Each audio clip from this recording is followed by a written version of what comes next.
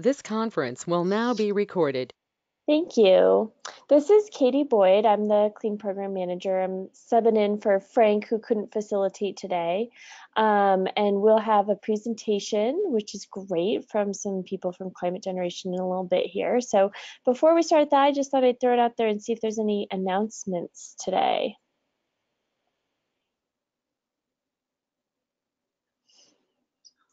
If no one else has one, I'll throw one out there. We're doing a webinar. This is, I'm working with Deb Morrison, who's doing the climb time stuff in Washington State. We're putting on a webinar Thursday afternoon targeted to teachers in Washington. That reminds me, I should send out a few more things to clean again and see if we can get the news around. So I'll send, let's see, I'll put a link to our webinar page in the chat here, and then I can send another email to the Clean Network to ask you guys to share this around too. As I said, it's sort of targeted to teachers in Washington State, but it's just sort of general information about clean. So anybody is welcome to join us. We have plenty of spots for others as well. So please share that around. And actually, this is the more direct link to it. So that's in the chat if you need, and I'll send an email later today. Any other announcements? This is Karen Holwig, and Katie, I just have one comment and thought. I participated in the Drawdown Eco Challenge this month,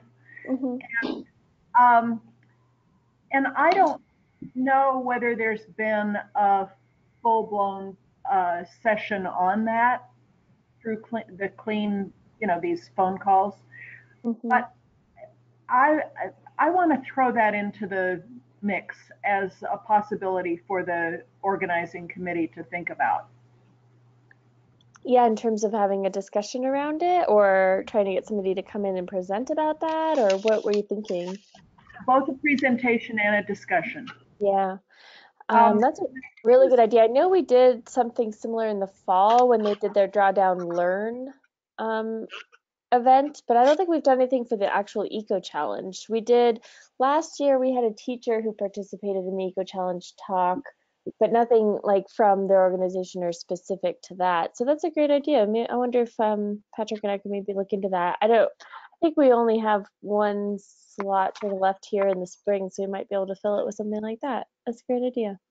The two reasons I say that are because I was just overwhelmed with both the number. Well, they had over 1,000 teams participating, but the range of the teams was astonishing. It went all the way from preschools to corporations, and all kinds of community groups and college groups, school groups. It was really the entire collective of whatever kind of group you can imagine participated. And the other thing that is remarkable about the Eco Challenge is that they actually tell you how many thousands of pounds of carbon you have saved by your actions. So it's not only encouraging people to take actions and in the ways that sociological and psychological research say works, but it actually tells you what you're accomplishing in terms of impacting the drawdown of greenhouse gases. And I found it just to be a remarkable platform and process. And they are in the process, they're a finalist for a second major award right now. And I think the Clean Network needs to know more about it. Yeah, I think that's a really good point. I don't personally know anybody there in that organization, but I'm sure somebody in our network would. So I'm just going to throw it out there where if anybody knows of somebody to connect us with someone there, that would be great. Do you want me to put the email of the head guy in the chat, or send you an email, or what? Yeah. If you email it to us, that'd be great. Yeah, send an email would be great. Thanks. It's David Matchik, and I'll put his email in the chat. Great, thank you. Yeah, and as I noted in the chat, this is Don. We're hosting a series of drawdown workshops. We're not running them. Someone from the Pachamama Alliance, or a group from the Pachamama Alliance, is running it for us, and I'm sure they'd be glad to do a session if Karen's contact doesn't work. Good, thanks. Yeah, if you guys could email those to Patrick and myself, we can reach out to them and see if they're interested in presenting here. Great idea. Thanks, Karen. Great. Any other announcements or small discussion items?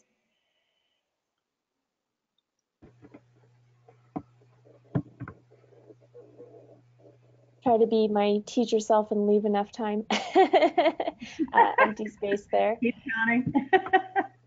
I think so. So I think we're good unless anybody wants to jump in and try to make an announcement. Otherwise, I'm going to move on. We have a couple of people from the Climate Generation group who's going to be talking about their Talk Climate, which is a model they've developed to help spark climate conversations. And we have Josna Harris and Megan Van Lowe here to talk to us about it. Josna's primary role is to lead planning and implementation efforts for Climate Generation's public engagement work.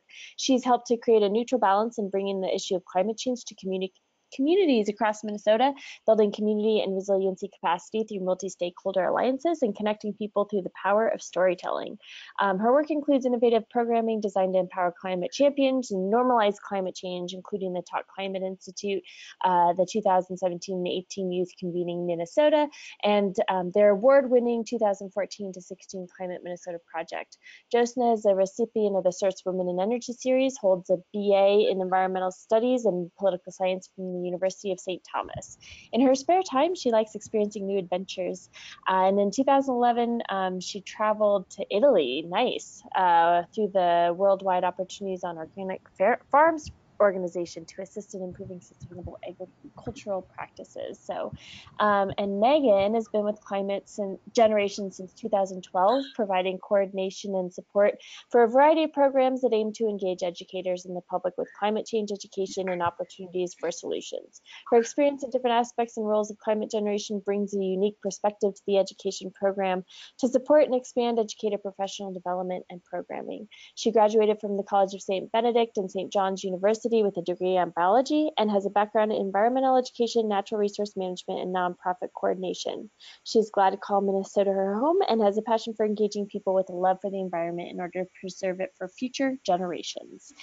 Thank you so much for presenting today, Megan and Josna. You guys can take it away and do your presentation, and you should be able to just go through it on the screen here. We can all see it. So. Awesome. Great. Well, thank you for having us here today. Thanks for those intros. Sorry, those are our long bios, but hopefully it gives you more. Thanks for reading that. Yeah, and I love hearing all the different things. Excuse me, I accidentally pushed mute. I love hearing all the different things you guys have done, so it's great. Yeah. Well, we would love to hear who else is on the call now that you've heard a little bit about us, but if you want to just say your name and what organization you're from, that would just give us a better sense of who we're chatting with today. So I can start. This is Katie Boyd. I'm the Clean Program Manager, but I'm with a CERES, Cooperative Institute for Research in Environmental Sciences at the University of Colorado, and I'm in the Education and Outreach group there.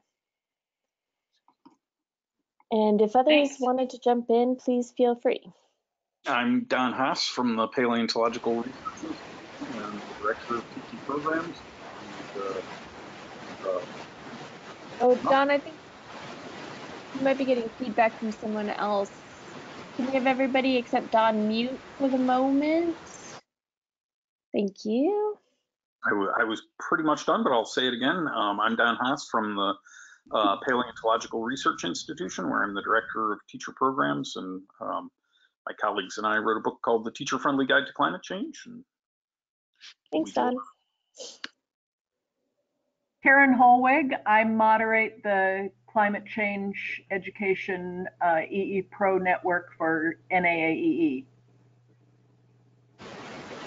I'm Brad Hogue. I'm the Director of Teacher Support at the National Center for Science Education. My name is Megan Carter, and I'm the Community Director for the Earth Science Information Partners. And I'm Patrick Chandler. I'm a fellow with the Earth Science Information Partners and help coordinate things for CLEAN.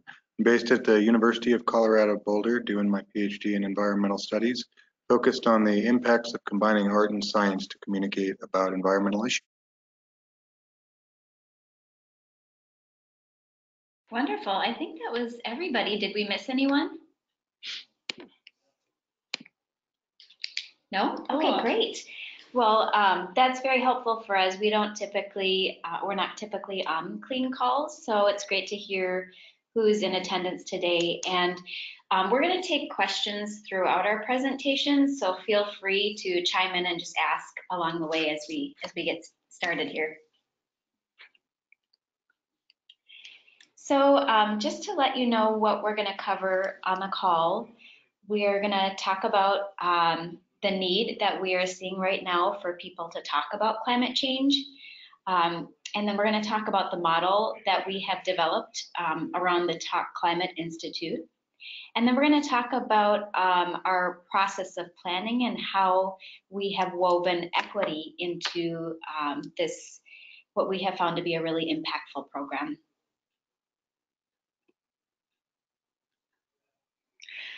Yeah, so if you're not familiar with us, I think you are because Kristen and Jenna joined these calls, but Climate Generation, we're based in Minneapolis, Minnesota, and our mission is to empower individuals and their communities to engage in solutions to climate change through these 4 different audiences. So youth, educators, the public, and influentials. So the Talk Climate Institute was really falling under our public engagement program of basically engaging anybody who is interested in and concerned about climate change and wanting to talk about it and do something about it. So that was kind of where it fell within our mission of Climate Generation. So as you are probably familiar with, there is a great need to talk about climate change. What we're seeing right now with the climate change opinion, according to Yale's Climate Communications, is that really now more than ever, the majority of Americans are worried about climate change. And the polls show that 70% of Americans believe that climate change is happening and that it will cause harm to future generations. But yet 2/3 of Americans say they never talk about it.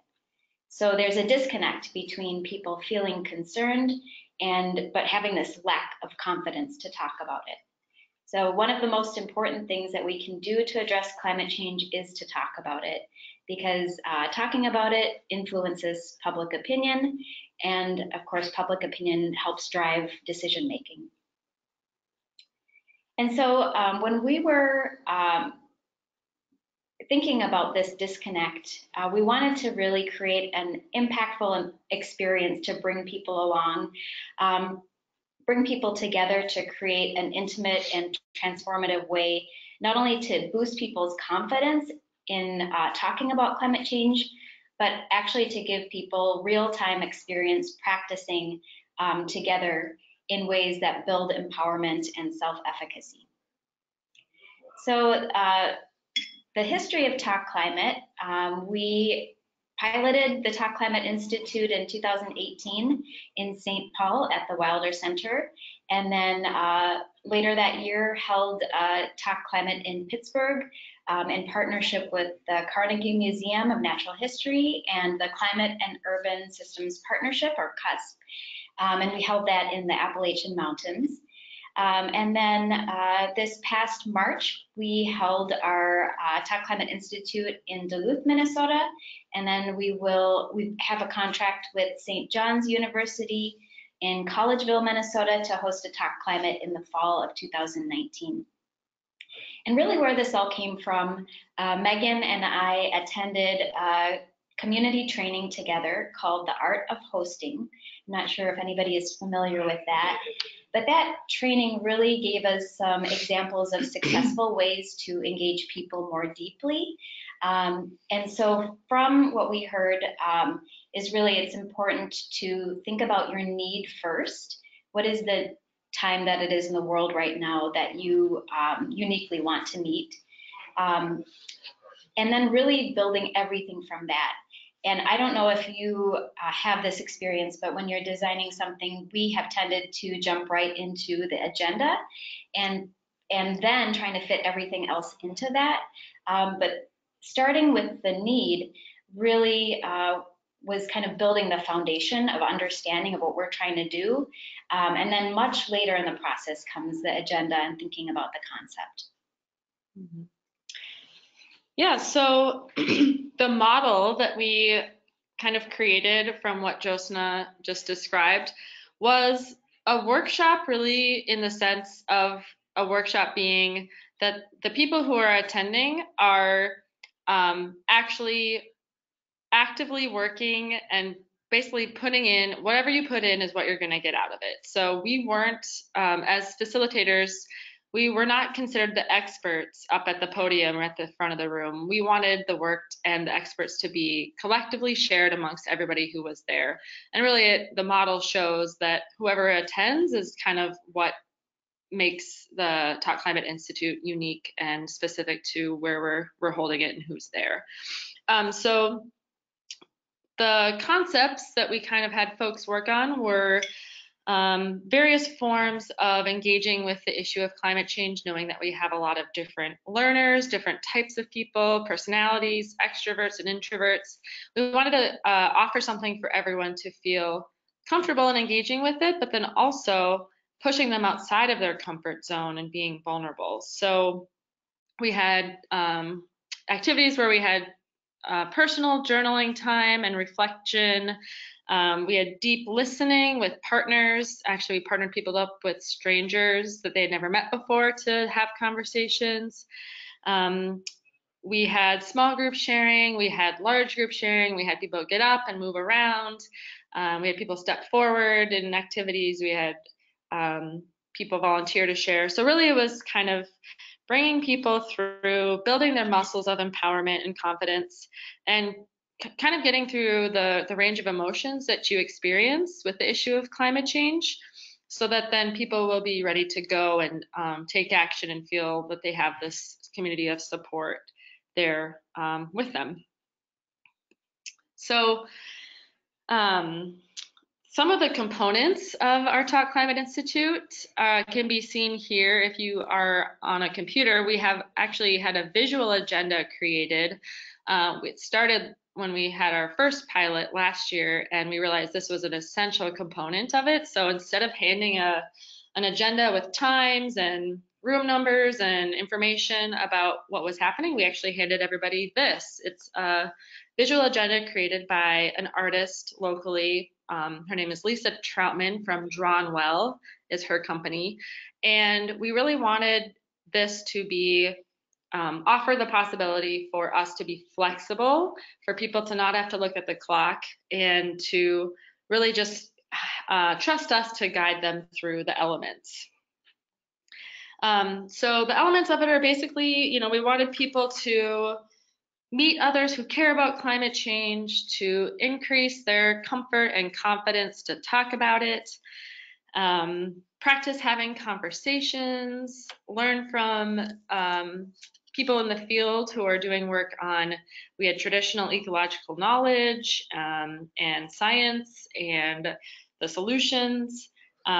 We really at Climate Generation connect people to the personal side of climate change. So we know that Will Steger's power of story is what we're kind of founded on. And so we see the power of everyone's story in the climate movement. And so we had a storytelling component, and then actually we opened up the second day with what we kept called our storytelling slam. So it's kind of like we hand the mic over to the attendees after they have spent some time journaling and reflecting and thinking of their own climate story and sharing. And that is one of the favorite aspects of of all the people who have attended is the time where people take the mic and talk for a few minutes, and there's laughter and tears and really lots of personal sharing that just makes people feel connected. And then we also, by the end, had workshops for them to engage in solutions, bringing in the social justice aspect of climate change all along the way, and knowing that it affects all systems and everything. And that basically, we wanted people to leave with feeling that they are not alone in this, and that there are people who do care. And so we have, like I was mentioning, the climate stories. So can I play that? How do I do that? So we have actually Minnesota Public Radio has Climate Cast, which has joined us. It's a radio program that records people's stories if they are interested, and plays them on the radio. So I just want to share a snippet of one of the attendees of the Talk Climate Institute in Duluth and her story. So we'll get that set up here.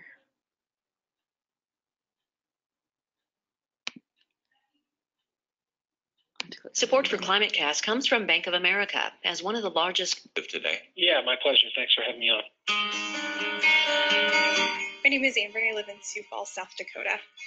So when I was about 15, 16, I actually started a blog called The Conservative Kid, and I was refuting an inconvenient truth because I was really upset that this climate change thing was coming up. I was listening to a lot of Rush Limbaugh and Glenn Beck and Sean Hannity. So I went to school and I refuted everything in this presentation I did at school, and I got an A on the paper, and my teacher was like, "Good girl, I got a pat on the back." And then I went to college and I did a paper in college, and I kind of used the same sources. And my college professor asked me, "What are your sources?" And I said, "Well, my source is Rush Limbaugh." And then I started going through the sources that he was giving and finding that they weren't peer-reviewed, or that I couldn't find them in scientific journals that she would accept. And of course, I just yelled at the teacher and said, "Well, that's because you're a liberal," and got really upset. It planted a seed, though, because my parents were actually, "Amber, climate change is happening. We should talk about this. This is a thing." And I just refused because I had read on the internet, on MySpace, that this absolutely was not happening, and I believed it. And another teacher made me read the climate change report, and I read it, and I couldn't refute the science in it. And then I started taking chemistry and I took biology, and I realized that a lot of the things that I was reading were real, and that what was stopping me from wanting to believe it was fear. I was afraid that if climate change was real, that I had to do something to change it. And I guess the reason I try to tell people this story is because so often we look at family members or we look at friends and we say, "It's not worth it. They don't believe what we believe, or we're never going to convince them that, this is true." And I can't speak for everyone, but at least in my case, I was so scared because I didn't know what to do, and I didn't know how I could help. And I was so afraid of how it was going to change my life irrevocably, because facing all of this alone is terrifying and it's frustrating. And I think we need communities to support us, especially when we're talking about climate change. That's ClimateCast with thanks to Climate Generation. I'm NPR Chief Meteorologist Paul Hudner. Great, so that was a sample of one of the climate stories that was shared during the Storytelling Slam and also recorded at the Institute by Minnesota Public Radio, which we have a partnership with.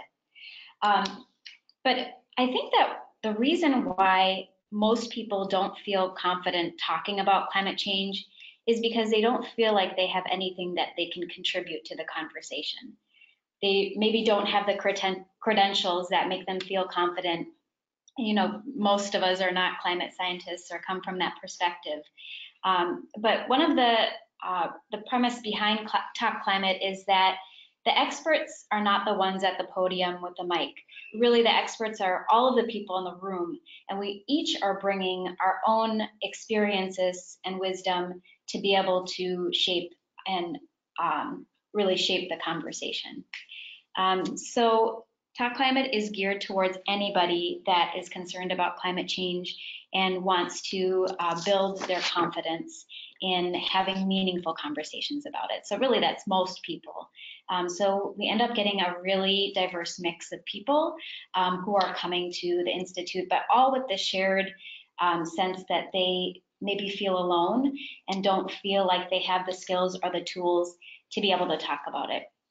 And that's why storytelling is really a central piece of this, is because for a long time, the way that we've talked about climate change has been from a scientific perspective, but it's really only when we balance that with our stories of how climate change is showing up on the ground and personally relevant to us that we can better understand this issue and this challenge.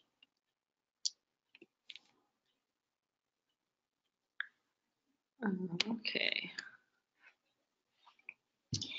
Great. So some of the pre and post evaluations that we have done with the Talk Climate Institute showed that 100% of participants said that the Talk Climate Institute was worth their time. 100% of participants reported a significant increase in confidence in their ability to explain, mobilize, and communicate about climate change. Participants also reported that they plan to tell their climate story to a friend, colleague, or family member. 96% said that. 56% of participants said that they plan to use their climate story to communicate with an elected official.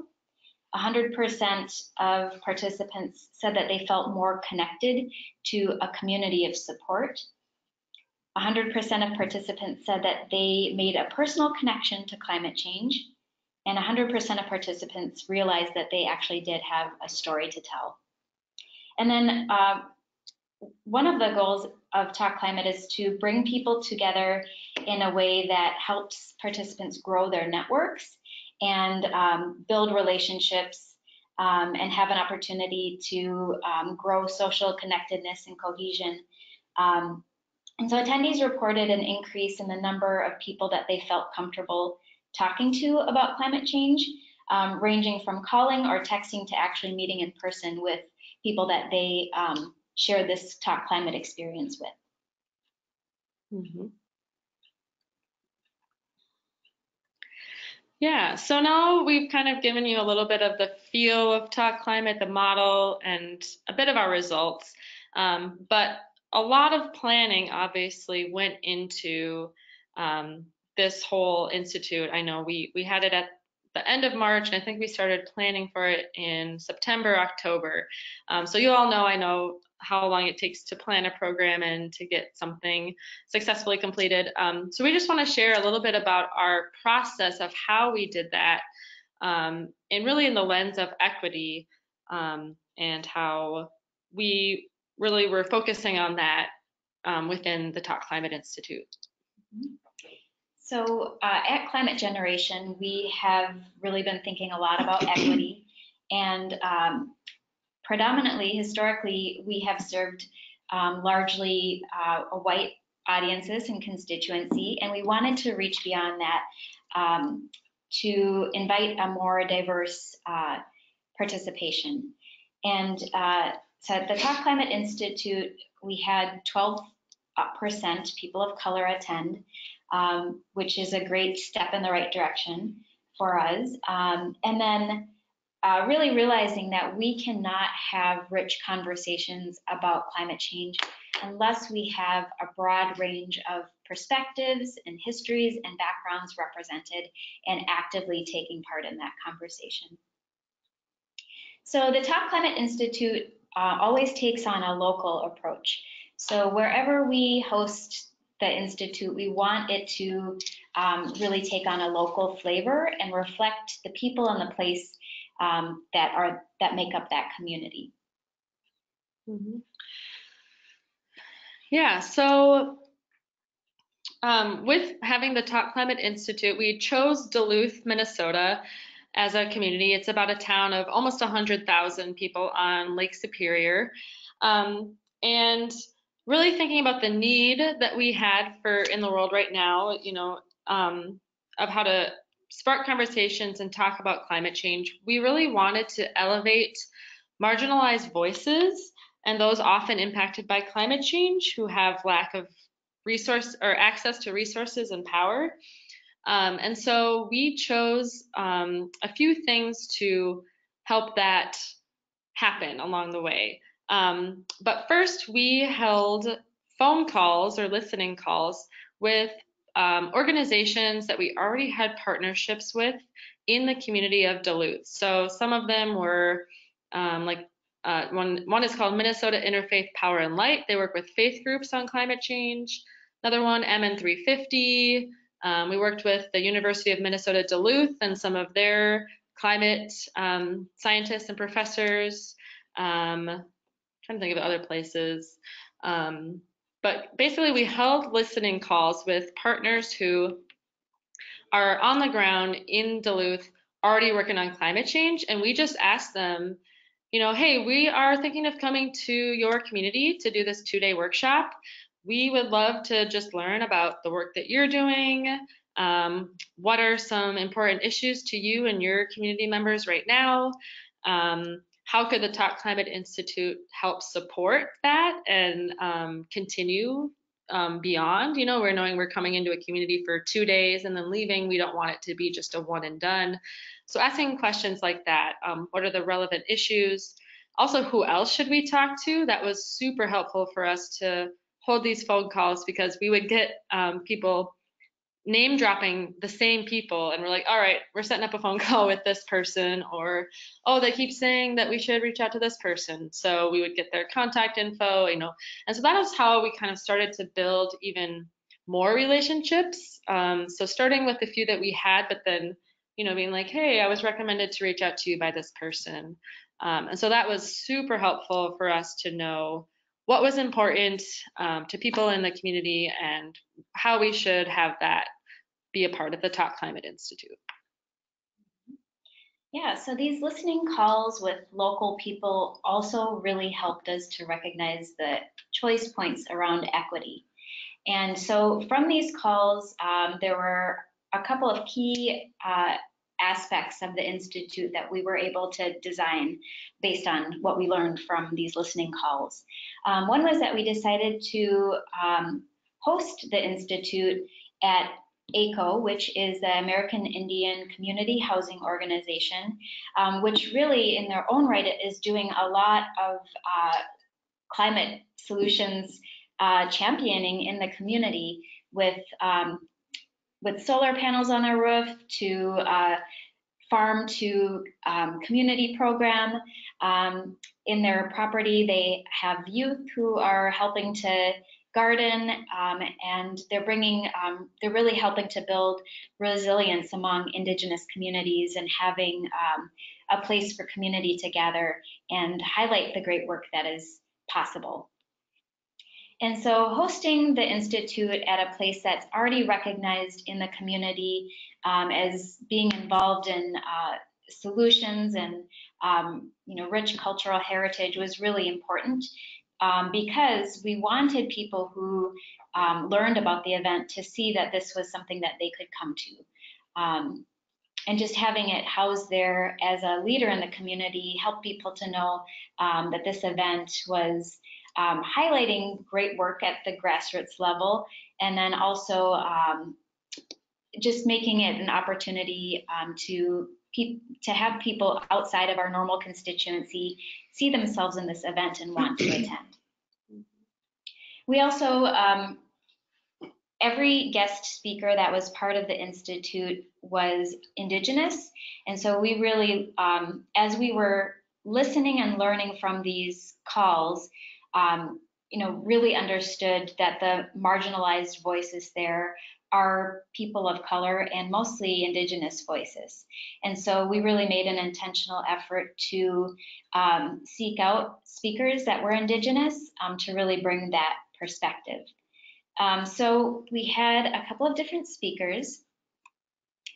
Karen Diver was formerly on Obama's Native American Task Force and also the former chairwoman of the Fond du Lac Tribal Nation. And Karen was our opening speaker, and really her job, which she's so good at, is to inspire people and fire them up. And so you can see here just a visual capture of what Karen talked about, which was a part of the Talk Climate Institute as well. We know that 65% of people are visual learners, and so we had Drawnwell, which is a local Twin Cities-based illustrator, come and actually visually capture what each speaker talked about. So Karen opened up. We also had a traditional ceremony with tobacco pipe and drumming from a local Indigenous elder, and that incorporated singing and really brought people into the space, recalling not only the land that we were on and the past, but also really looking to the future as we're going to dig into this really heavy topic. And then we also learned that it would be important to include traditional ecological knowledge in addition to Western science. And so we had Melanie Montano with the Great Lakes Indian Fish and Wildlife Commission. Yes, and Melanie was great in really bringing in the work that she's been doing with Indigenous communities to hear on the ground knowledge of the past and just observations that they have had over their lifetime with the stories that have been passed down. And then we also, thought about other elements like food and being able to really center equity into the lens that we were taking. And so thinking about highlighting and offering Indigenous foods. We also, with each of the Indigenous speakers and participants that we had, we offered a gift of tobacco as a way to honor and thank them for their time and their participation and what they were bringing. And I think with all of these things, the venue, speakers, and food, and things that go into an event, along the way as we come to the point of having to make the decision of who do we reach out to or what do we use, we kind of chose, we realized those were choice points of equity to make sure that we're always going back to the need and what we wanted to get across at the Talk Climate Institute. So it wasn't that we knew that this was all going to happen from the very beginning. It sort of happened as we were in the planning process, and every time we came to a point and we made the decision that felt good, we knew that we had made another step in the right direction of including everyone at the table. So it kind of was just in the flow of it all. And then on day 2, we also had Robert Blake, who is an Indigenous man who is leading efforts to build up the solar trade, working with tribal nations to train Indigenous people in the solar trade and participating in green jobs, and is also working with a local prison to train inmates on solar. And so he spoke on day 2 because really day 1 was focused on this progression of activities that got people to finding their climate stories and feeling vulnerable with each other, building this sense of community. And then on day 2, we really, after the storytelling slam and hearing these really powerful and impactful, vulnerable stories, then wanted to switch gears and really build people up with the hope of what is possible and focusing on solutions. And then, of course, that culminated with a field trip to Duluth City Hall with Mayor Emily Larson, who is a climate-friendly mayor. And not only did participants get to share their stories and practice with her, but they heard practical advice for how they can talk to their elected officials who might not be so easy to talk to.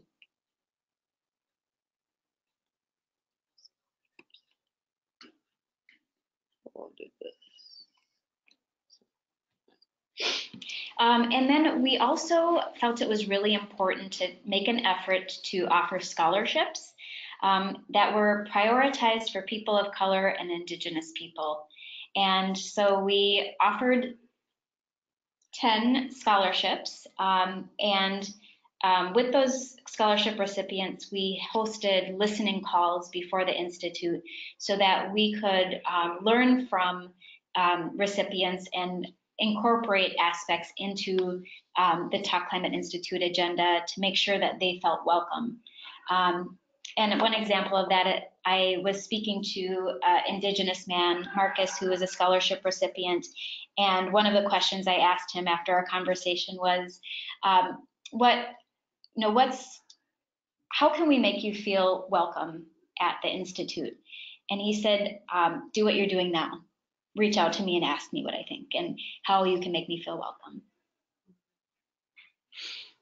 Yeah. So another reason why we had the visual agenda was so that, I think I said earlier, that we could be flexible and really open to emergent design, and knowing that, we're not going to always stay on track. This is kind of the journey that we want to be on. But a few points that came up while we were at the Talk Climate Institute, where we were really happy to have this agenda, and our outlook on it was actually after the storytelling slam on the second day, we had, it's all volunteer. You can come up and raise your hand if you want to share. And some people can be hesitant and tentative to share, but we try to encourage folks to. And we kind of just ran out of time. A lot of people shared, but we knew that this Indigenous couple had stayed up till 1 a.m. the night before writing their stories, and they hadn't had time to share. So, we're like, we braked, for, a bathroom break, and basically we're like, Joseph and I assessed with each other, and we're like, all right, we're going to ask them to share, and it'll change the agenda, and it's going to be fine, and nobody will know. And so, we're like, all right, we're going to elevate these voices. And so they were able to share. Everything went smoothly, and just realizing that we were open to the emergent design of how things were going to go. We also acknowledge the learning, so we know that we are not perfect and we're going to make mistakes. We want to let people know that they are free to make mistakes as well. And so, working with new partnerships and communities, it's always a learning experience. And we were told that for the lunchtime that we should have announced that Indigenous elders should go first, and we actually didn't know that, and somebody felt comfortable enough to approach us and let us know that. So we announced that as an error on our part. So it's really just owning it and learning from it and moving on and not making a big deal about things. So yeah, those were a few things. And then a few other choice points along the way. So just to wrap up, the way that we communicated about the Talk Climate Institute, we really realized we shouldn't use jargony language like, discovering and I don't know, things like, basically we brought it to folks and they're like, all right, just say what you mean. We're like, okay. So, market it for people that lets them know that it's for them and that they can see themselves in it. So we tried to use inclusive language and share who's involved. Another thing we had was helping with outreach, was again reaching out to communities, organizations in Duluth that would be promotional partners for us, so partners that were able to share the Talk Climate Institute, maybe offer scholarships to their employees to attend, which is a few ways how we got people there. Yeah. And I'll just add too that, we want people to know who our organization is, Climate Generation, but we also know that it's less important to brand this event knowing that we're in a community that's not our own and that we want the work to continue more than anything. So the folks that are in the community who are already leading this work are going to be the ones to do the handoff to, so that they can continue to work with that empowered and engaged network that was developed. Mm-hmm. And then the last thing I'll just say of our planning is that, like we said, we were the facilitators, not the experts. And really, we took about an hour to tone set and establish kind of the guiding principles at the beginning of the Institute, really getting people comfortable with who's in the room and kind of just the expectations that we all agreed upon. And that we're just all there to make mistakes and be vulnerable, but everybody's voice matters. So that was another element. And here's just a few testimonials that we got from our post survey from attendees. the connections to the Ojibwe was sensitive, thoughtful, informative, and meaningful. We've had some folks say like, this is the best professional development I've ever attended. We're like, oh, that's pretty nice. Yeah, it was all really good feedback from participants. So I think that is what we have for you today, and we'd love to open it up for questions or any feedback from you all on the call. Great, thank you guys so much. This is such a neat program.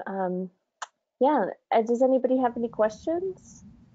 This is Karen. First of all, thank you. I want to add my thanks. And I really like your idea of a visual agenda instead of a printed agenda. My first two little questions are, you started out by quoting the need from data about the number of people who believe in climate change and the number of percent of people who have talked about climate change. Did you use those two questions in your evaluation before to know where your participants stand on those two questions? Well, I think we have asked some questions on the survey that could be related to that, but not with that same language. Mm-hmm. I'm just curious, to know whether your audience mirrors that national data that you started out with. It might be interesting to find that out as you do more of these. My other question has to do with the cost of the whole effort. I'm assuming that you had, but I don't know whether you had a grant to do this. And I'd like to know, other than the scholarships, what you charged people and how much they paid to come. Yeah, so we basically have general funding from the McKnight Foundation. We didn't have a specific grant this year. So obviously our salaries were covered by that, but then the program fees by participants covered the basic expenses. So we charged a sliding scale of $75 to $100 per person to attend. So people were able to choose what they felt comfortable paying for. And that included all meals and materials and the experience for the attendees. Yes, and we do also partner with different institutions to be able to host Top Climate Institute. So if you're interested in that, please reach out to us and we can connect with you further about it. Mm-hmm. So give us a sense of the kind of people who were willing to pay $75 to $100 for 2 days. Yeah, so we had people from, we had a lot of non-formal educators, so state park naturalists, people at museums. We even had some formal classroom teachers come.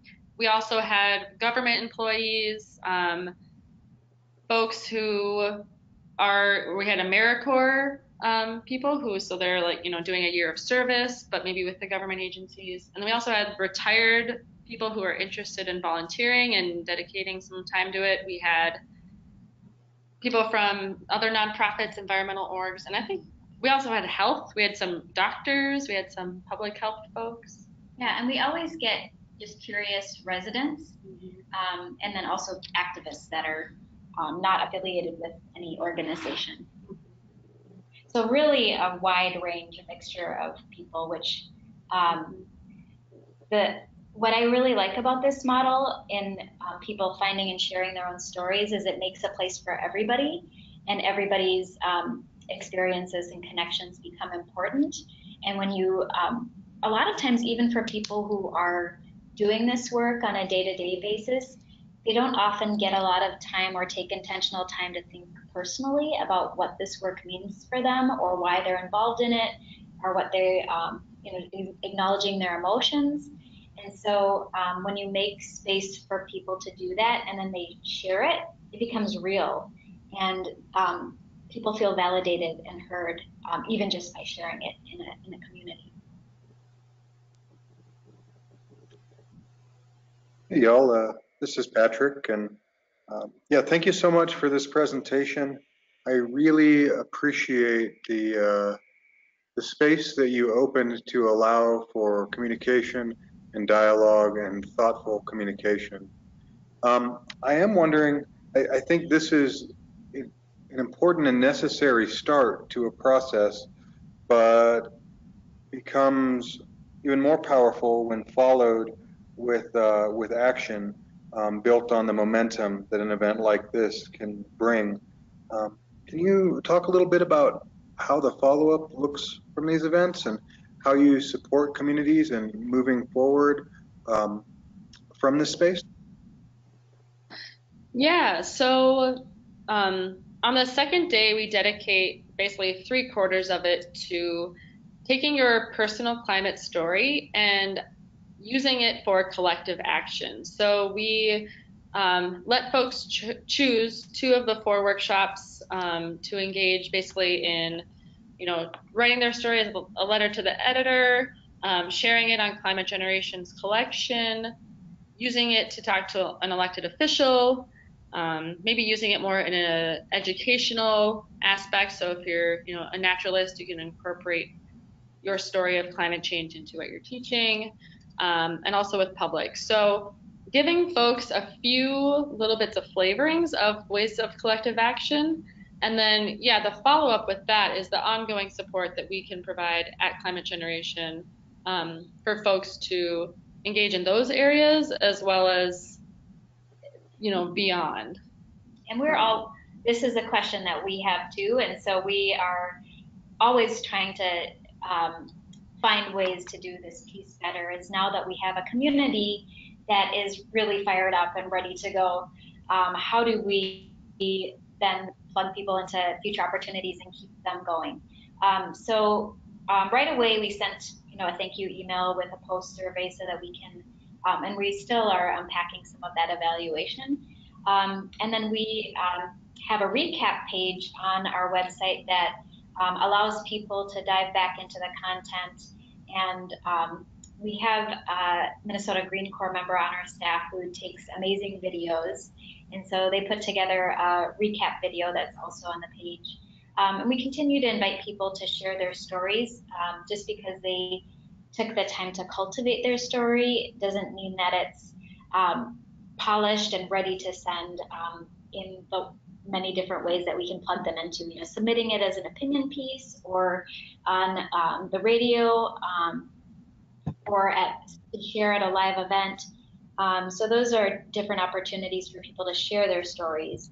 And we also have been thinking about doing an e-communication with this group of people to continually get in front of them action opportunities so that they can stay engaged and informed on this issue. Thank you. But we'd be happy to hear if you have other ideas too. Yeah. Well, I support those actions, and I love the ways you're just helping people to think about having their voices heard in a lot of different contexts. I am wondering, especially with communities that may be disenfranchised, that may not have the same access to resources as others, if there's any way to directly connect them with support through work like this, because it sounds like you're bringing together, with the formal, informal ed, government employees, and all these folks. You're bringing together a pretty diverse group. So I'm wondering if there's ways within the context of these meetings to help think about how your more maybe general audience group could help support and move forward your disenfranchised groups within the context of community. Mm-hmm. Yeah. And one of the ways that we have done that is, depending on the community that we're in, to really research and find out who are those communities, who are those marginalized communities and voices. And one aspect that we can control is who is in the cast, who is one of our content speakers. And so really intentionally making space for those people to be from those marginalized communities and highlight their voices, and then to communicate about it before the event so that other people can see who will be at the event, and hopefully that can draw out a more diverse crowd. And offering scholarships is a way to get more people involved, and so we'd like to continue to do that and increase the number of scholarships we offer, because then we can get a nice mixture of people in the room who might not otherwise be able to attend.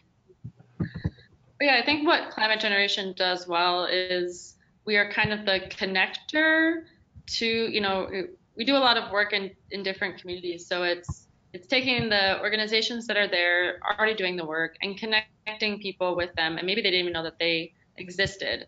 But I think we can do a better job, like you're saying, of connecting the marginalized voices with people doing the work, and, you know, knowing that you don't have to create the wheel, basically, like just join in to something that's already happening. So. Thank you. Thanks. So any other questions? We have a few more minutes. Probably we want to be cognizant of time. We're down to about the last 3 minutes here, but does anybody have a final question for I or Megan? want to go back to the funding and the equity issue. Our community does not have a culture of paying $75 to $100 to go to a 2-day workshop. So that's a new idea for me. And I'm wondering, I mean, it may be very different in Duluth or wherever it is that you have been doing these, but I'm wondering whether your idea of getting more scholarships and making it so that everybody comes, you know, under the same conditions, would make it seem more equal. It almost, when some people are the dream here is to have it be right. No, but I agree that that would be great to be able to offer this to the community without paying a fee. So we need to get it there. Yeah. Well, and we in our listening calls, we actually asked if we charged $80 in St. Paul, Twin Cities, which is a little bit more of a bigger city than Duluth. And we asked, how would $100 sound to you to attend a training? And some people said that'd be good, and others were like, that's too expensive. So that's why we decided on the sliding scale. But $75 is still a big chunk of change for some folks, and you have to take 2 days off of work or get childcare or whatever, travel. So yeah, that is always a thing of like, what should we charge for our programs, and what are we able to do as an organization to cover as much of the cost as possible? I mean, the other idea too, if there are specific folks that you'd really like to get there, is you could pay them a stipend to attend. So there's there's different ways to do this, and as we continue to do the Talk Climate Institute, we're really interested in doing even better at the equity piece, and so finding new and better ways to do that is important. Yeah, it's both important and impressive work. Thank you. And if it is billed as just some professional development, it depends. Some organizations may help pay for their employees to go. Not all would, but some might. I went to a workshop in November with my spouse, who his work paid for him to go, and so then for us it was $100, but we only had to pay sort of a $50 each, and it made it more worthwhile. So sometimes that works out, but not always. It'd be great if it was free, but there are some ways we might be able to get around some of these things. Right. Great. Well, we just hit our sort of end time, and I want to be cognizant of everybody's time. So thank you all so much for joining us, and thank you to Josna and Megan for presenting today. Such a neat project, and I'm so glad you guys are doing this, and we hope to hear updates in the future as you do more of it. Thank you. Yeah, we're happy to join you. Thanks. All right. Thanks, everybody. Thank you. Thank you. Bye-bye. Bye.